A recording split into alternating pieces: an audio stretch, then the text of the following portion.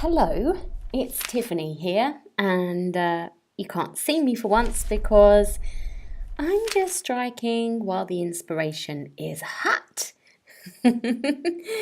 So that means the middle of the night, I don't have makeup on, and I don't really do strong fluorescent lighting, so it probably wouldn't matter that I don't have makeup on because you wouldn't be able to see me anyway. Anyway, I wanted to show you a little something about what happens when a big name shares your blog.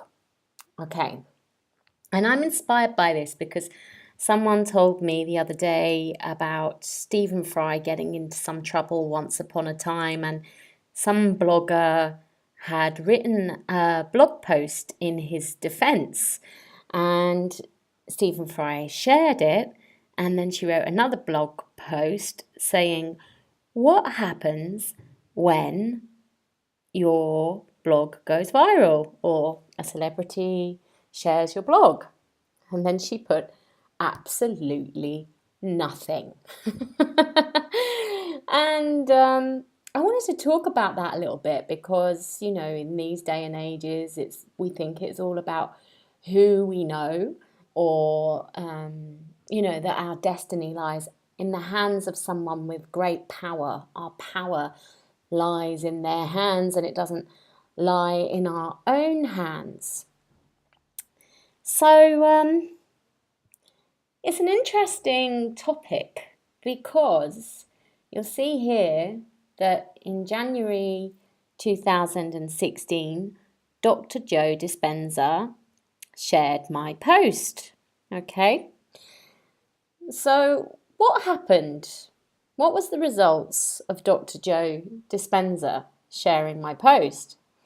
Well, it got 395 likes, or a little bit more than that, 140 shares, and some comments. And the comments seem to think that Joe himself had written it. My Facebook is being a little bit slow, so sorry about that, but you'll just have to trust me on that. What else happened? Well, it became my most shared blog of all time at 2.3 thousand shares on 1,500 shares on Facebook and 38 shares on Pinterest. But what did that actually result in? Well, that resulted in maybe 2 or 3 clients more. This post is the only post that I have ever made money directly from that I'm aware of. And I say that I'm aware of because I wouldn't have necessarily been aware that Dr. Joe Dispenza had shared my post. Sorry, my computer's being really slow. If somebody hadn't have alerted that to my attention. So it was only because somebody told me that I actually knew. Okay, so there was another Facebook post I was reading this week, and it was about how somebody had mentioned Susan Jeffers in her blog. And then she just happened to see that Susan Jeffers had referenced it. By complete synchronicity, she stumbled upon it. So it could be that you're putting, blog material out there and it's being picked up by big names. And maybe the big name fans actually think it's them that wrote it. Maybe they'll give you a few more likes. Maybe you'll get a few more shares. Maybe that'll go to your website. Maybe it'll give you bigger reach. And maybe that'll get you a few more clients. Like I said, that is what has happened from this one, which is my most shared blog of all time, although I do have another one, only 300 less shares. And as far as I'm aware, Dr. Joe hasn't shared that, or anyone else that has a big name, as far as I'm aware. So really, that brings us to the debate around whether the power is in somebody else having lots of power, or whether it is actually the higher power, and the higher power determines what is shared. Because I really think that my other one, which is about 1111, is actually hasn't been shared by anyone that I know of with a big name. But then again, I might not be aware of it. So, talking about big names and then small ones as well, I actually find that I often convert better on smaller classes. I find that it's not necessarily big names, big games, big places that actually equate into big sales or big numbers that mean things. Okay. And I wanted to just put this out there to you guys that maybe, aren't really attention grabbing in some ways. So, for instance, I've come across 3 things lately. I had a blind lady who contacted me to learn tarot, which I was just absolutely amazed by. And I had a client tell me that she was dyslexic and needed video. And this week I've also learned how to do captions. And I've been asked to actually look at what has been my best piece of my most successful piece and actually put it into a different media. So I thought I would put this into video for those that maybe can't read for some reason or another, and also have captions in there as well in case that helps you. So I'm going to read you this post. It's called The 3 Stages of Ego and Enlightenment, as taught by the wise old fool. Stage 1. As young children, we have no ego. We love ourselves and each other unconditionally. We don't think before we speak. We don't hold grudges. We don't make judgments on ourselves, on another, or on our life. We don't live in the past. We don't worry about the future and the thought that hasn't even occurred to us. We don't know how to do anything other than live in the now, play and run with our imagination. This is the first stage of the fool's journey, the one where a fool does not know that they are a fool. Stage 2. As we grow, the ego develops. We begin to care about how others see us. We start making judgments and change ourselves accordingly. Inner restriction, attachment, untruth, and disconnection grow as the ego develops. No longer magically free with our imagination, ego takes over and turns it into a fear-mongering machine. At adolescence, the ego kicks right in, and we have come out of the heart and into the head, judging others, our lives, and ourselves in our new playtime. It doesn't feel anywhere as good as when our imagination was free, but we have found ourselves trapped in the ego, and we can't do anything other than feel the fear, causing the polarity of attachment and separation. We are becoming conscious, but unconsciously. And this is the second stage of the fool. Stage 3. The task at hand is to develop the third stage of the Fool.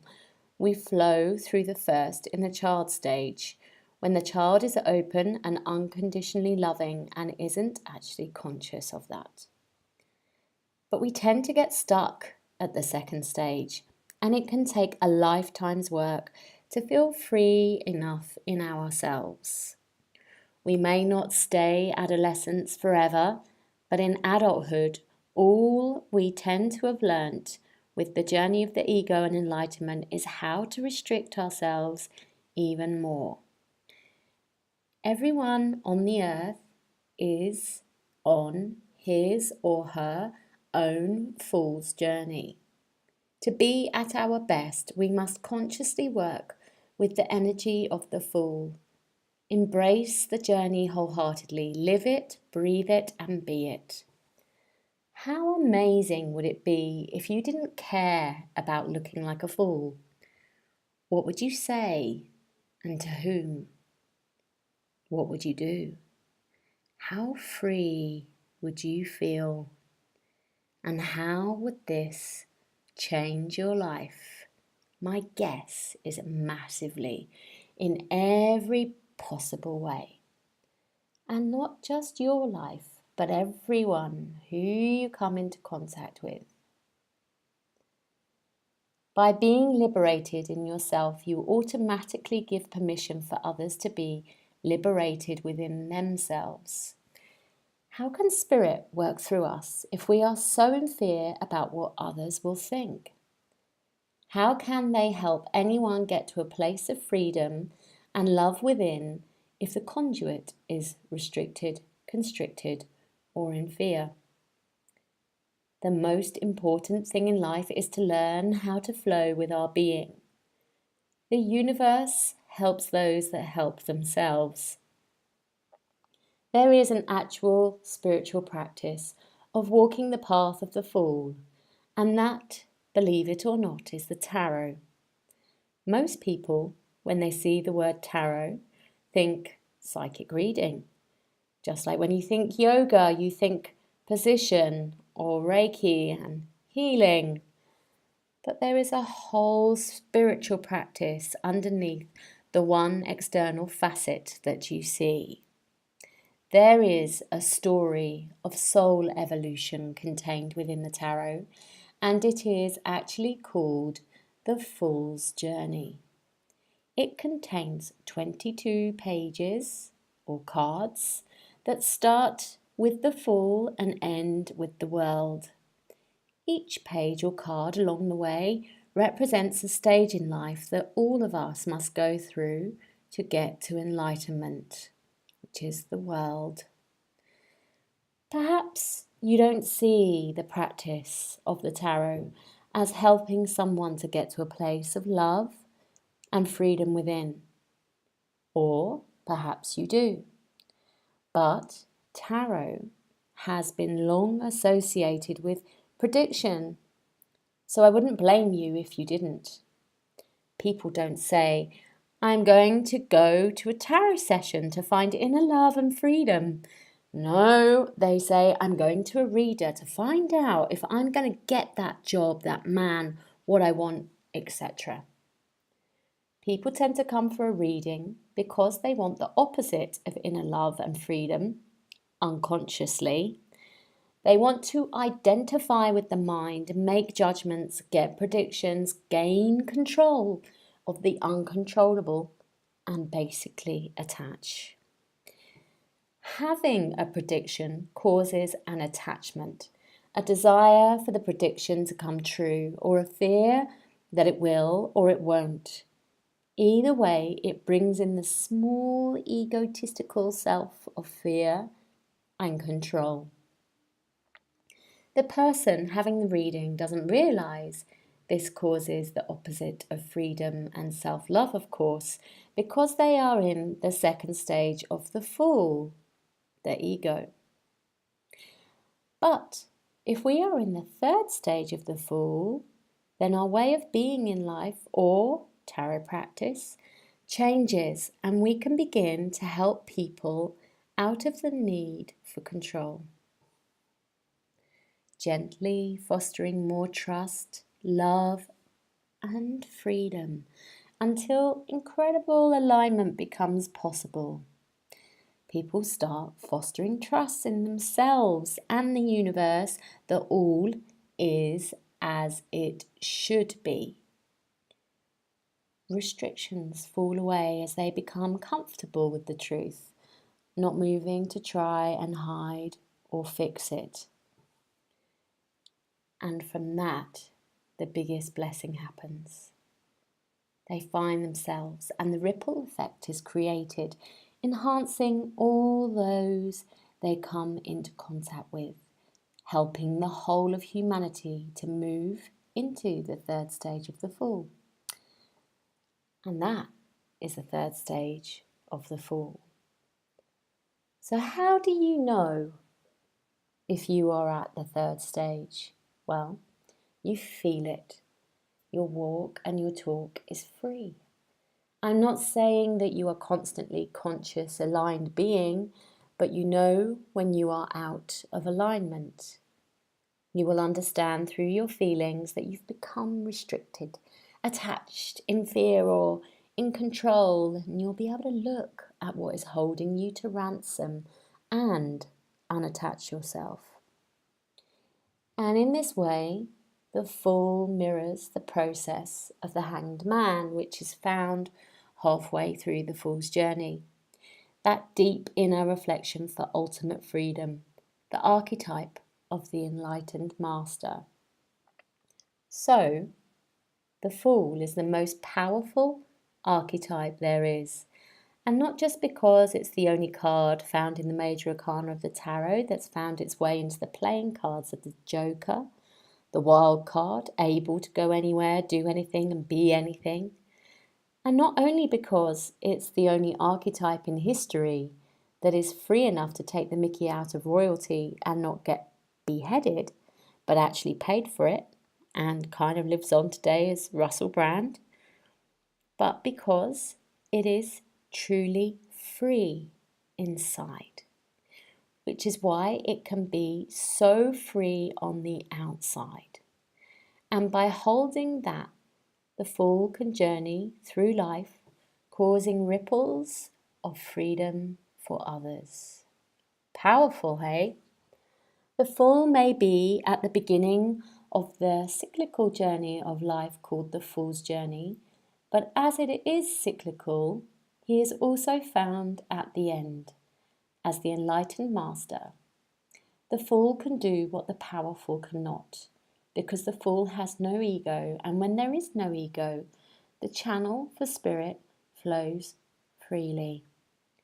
And we may not be able to become completely free of our ego, but Eckhart Tolle says if we become 90% free of ego, we can achieve the currently unachievable. Just like how Frodo, the simpleton in The Lord of the Rings, was the only one who could complete the journey to Mordor. And still, after all this time, the sun has never said to the earth, "You owe me." Look what happens with a love like that. It lights up the sky.